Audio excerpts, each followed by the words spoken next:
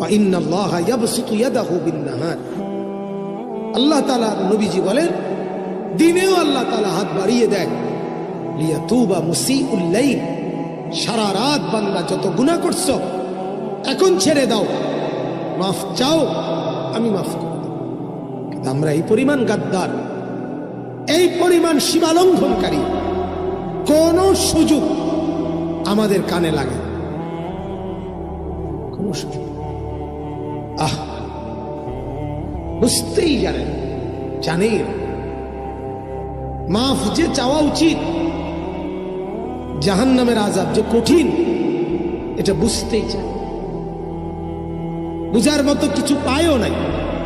না কোরআন শিখছে, না হাদিস শিখছে, না আল্লাহ চিনছে, না আখিরাত চিনছে। জীবন উপভোগ করতেছে, এনজয় করছে।